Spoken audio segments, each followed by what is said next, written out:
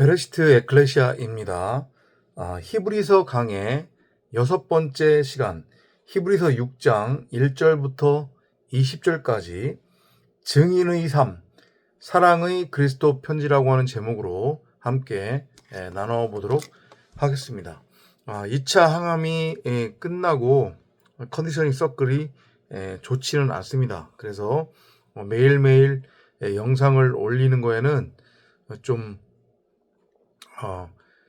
무리가 있어서 이렇게 텀을 두고 영상을 올리게 되는 것을 성도 여러분들께서 좀 양해를 부탁드리겠습니다. 그리고 한 가지 덧붙여서 말씀드리자고 하면 엊그저께인가 제주대병원에 이제 정기검진이 있어서 올라갔는데 모르는 번호로 전화가 와가지고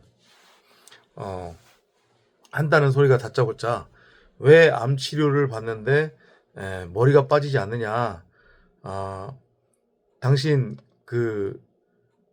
지금 동정팔이 하는 거 아니냐, 걸리지도 않은 암에 걸려서 걸렸다고 얘기를 하고 그것을 통해서 후원이나 연보를 끌어내기 위해서 거짓말을 하는 거 아니야, 이런 취지로 다짜고짜 얘기하더라고요. 상당히 당혹스러웠는데 싸울 겨를도 없고 싸우고 싶지도 않고 해서 그냥 팩트로 말씀을 드렸어요. 요즘은 제가 초창기에도 말씀을 드렸었습니다. 그죠? 요즘은 항암 치료가 대부분이 표적 항암이기 때문에 머리가 빠지지 않습니다. 믿어지지 않으시면 주위에 혹시 항암 치료를 받는 분이 있는지 한번 통해서 확인해 보시면 되겠습니다.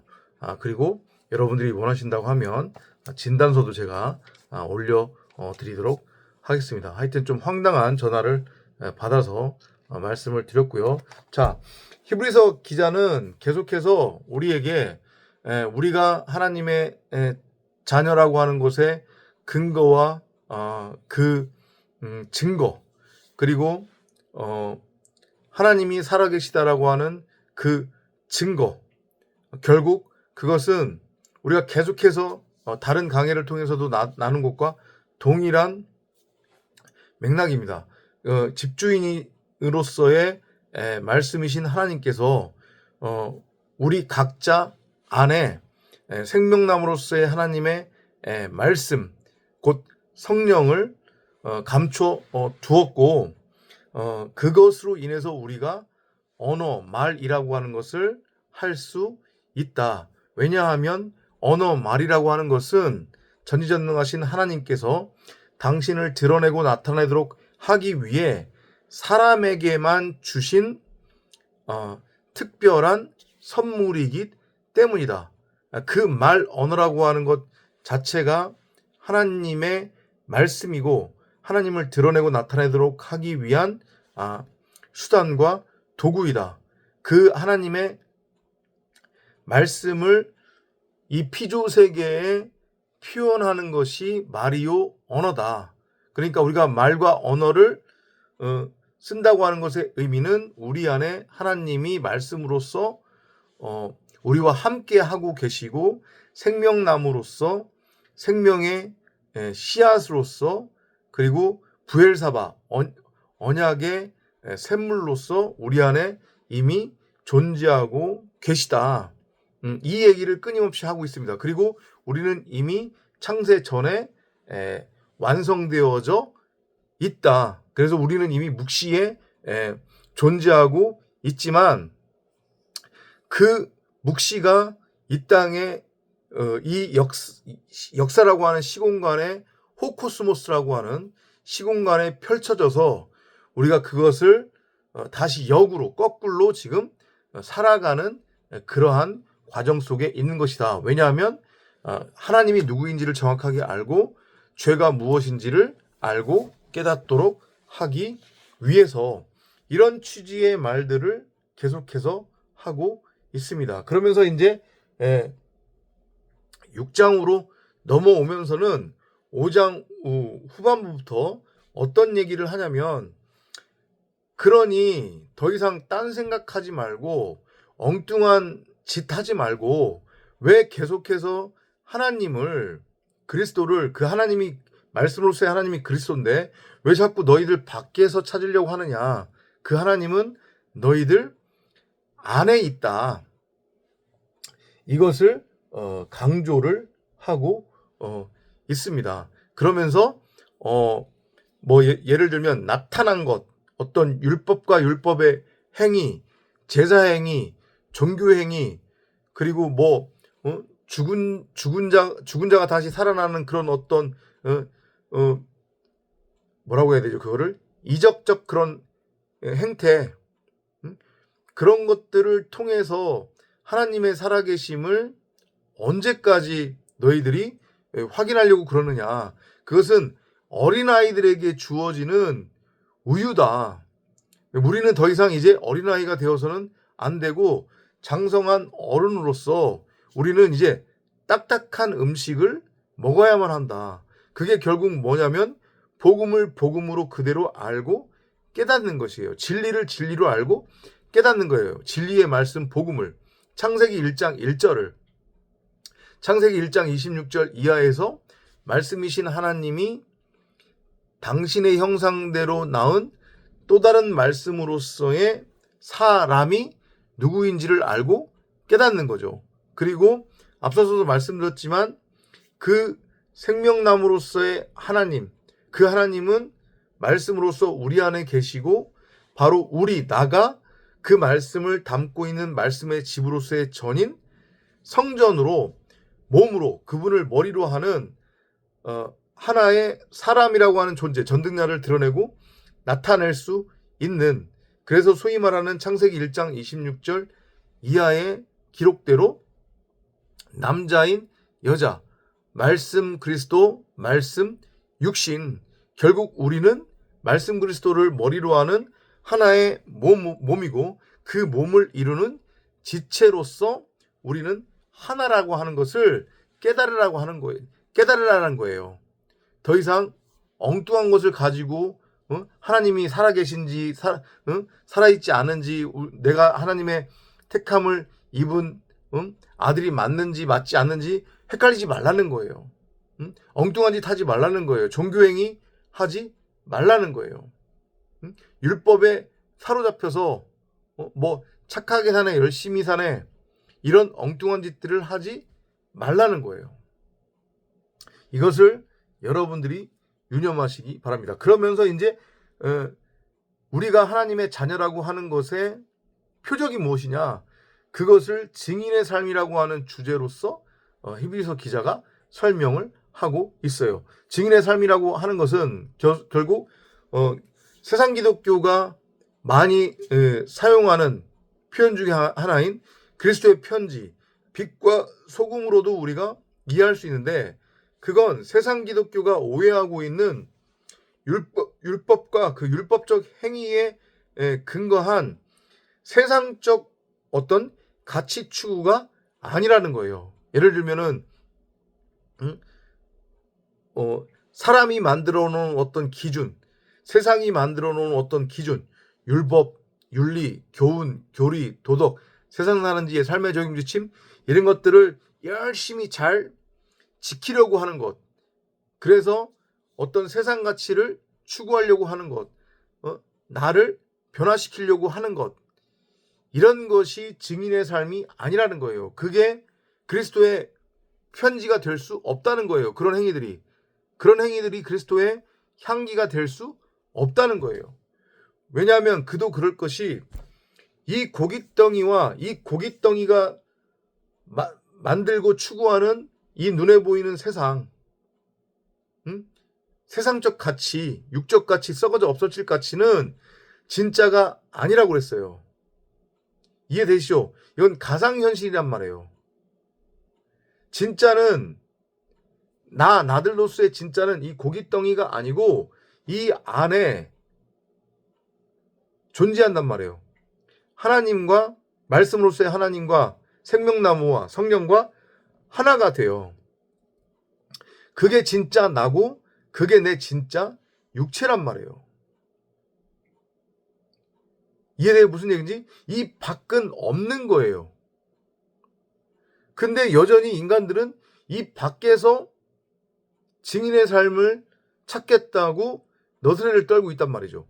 무엇을 통해서? 여전히 하나님을 믿는다고 하면서 복음이 뭔지 안다고 하면서도 선악이라고 하는 율법 체계를 구축하고 그들이 구축해 놓은 그 율법이라고 하는 선악적 패러다임 안에서 열심히 무언가를 행위로 행하면서 결국에는 세상같이 육적같이 썩어져 없어질 가치를 추구하며 그게 바로 증인의 삶이다. 이게 하나님을 믿는다고 하는 증거다. 하나님께서 우리에게 복 주신 증거다. 라고 엉뚱한 짓을 하고 있다는 거죠. 이해돼요? 그게 아니라 증인의 삶이라고 하는 것은 앞에서 계속해서 히브리서 기자가 설명하고 강조했듯이 내가 바로, 너희가 바로, 우리가 바로 전지전능하신 말씀으로서의 하나님을 드러내고 나타내는 말씀 그리스도를 머리로 하는 바로 그리스도들이다. 우리가 바로 말씀 육신 독생자다. 이거를 알고 깨달으라는 거예요. 결국 무엇이냐면 나는 무엇이 선이고 무엇이 악인지 그 차이를 분별할 수 없다. 사람이 규정하는 선과 악은 절대적일 수 없다.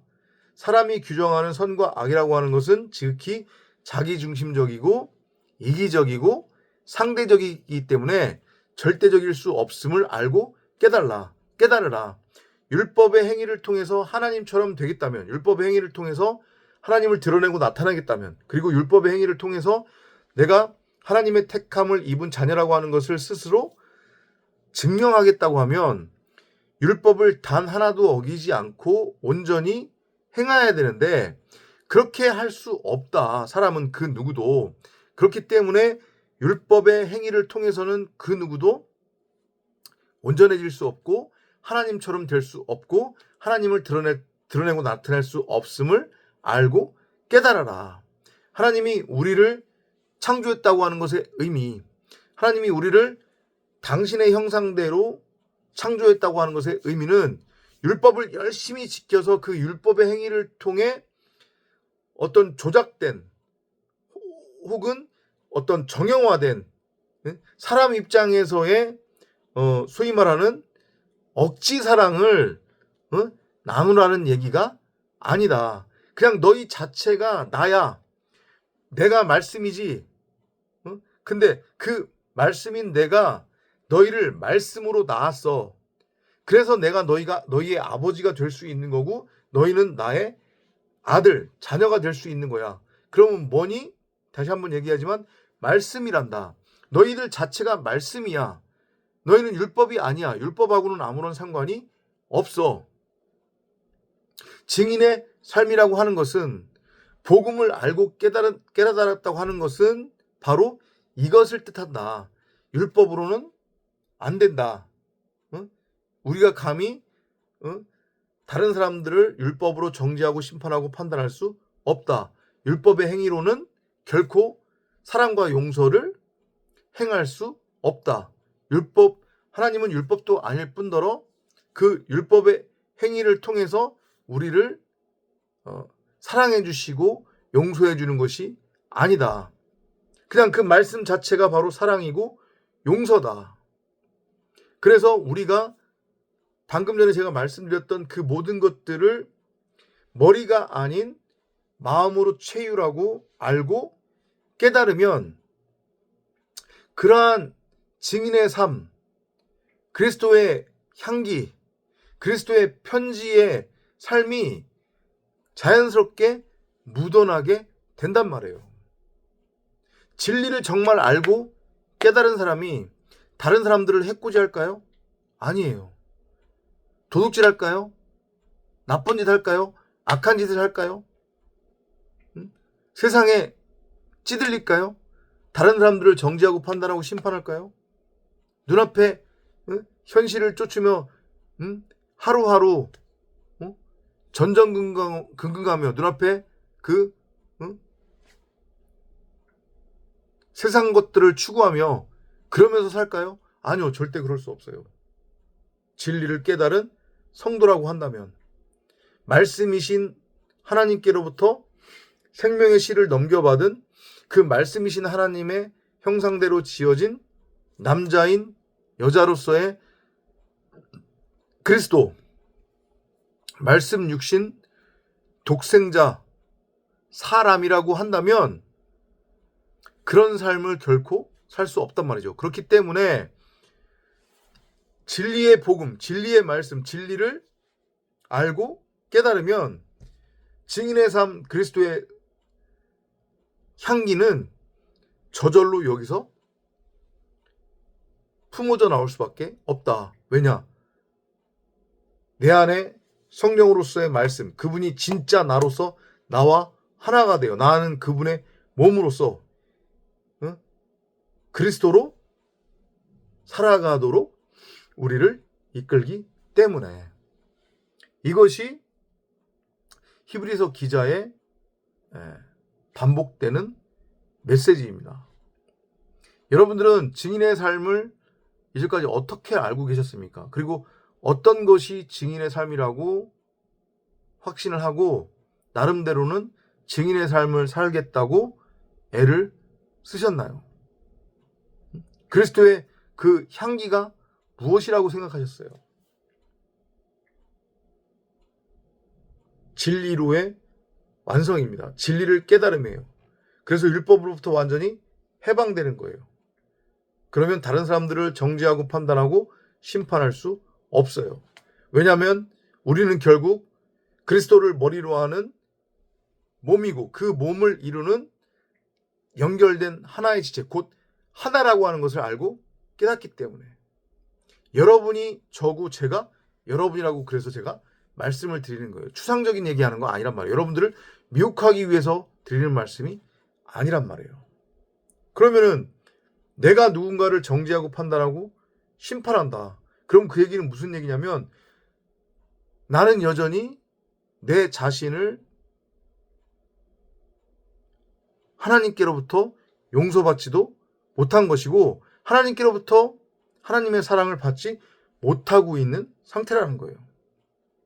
왜냐하면 여전히 진리 안에 있는 게 아니라 진리 밖에 있으니까 율법에 매여 있기 때문에 여전히 다른 사람들을 정죄하고 판단하고 심판하는 거잖아요. 그럼 우리는 분명히 한 몸을 이루는 지체라고 했는데 그러면 지체가 될 수 없는 거죠.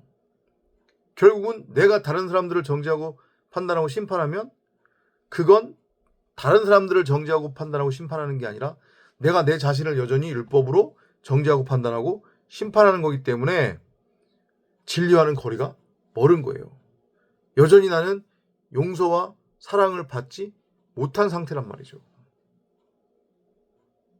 그리고 조금 더 확장시킨다고 하면 내가 복음을 깨달았다고 하면서 안다고 하면서 나에게도 여전히 사람 생각, 육신의 생각이 발현이 되고 사람 생각, 육신의 생각에 기반한 그런 육적인 삶, 세상적인 삶이 드러나고 세상적 가치, 육적 가치를 내가 쫓고 있고 쫓으려고 한다고 하면 나는 아직 진리 안으로 들어온 게 아니다. 이렇게 여러분들이 스스로를 점검하시면 되겠습니다. 이해되시죠? 히브리서 기자는 계속해서 그 부분을 반복해서 우리에게 강조하고 전하고 있습니다. 다음 시간에 히브리서 강의 7번째 영상으로 여러분들을 찾아뵙도록 하겠습니다. 구독과 좋아요는 큰 힘이 됩니다. 오늘 2025년 12월 31일 2025년의 마지막 날입니다. 여러분들 한 해 마무리 잘 하시고요. 또 전도자를 위해서도 많은 기도와 관심, 사랑을 부탁 드리겠습니다. 송구영신 예배 이런 거 드리지 마십시오. 미신행위입니다.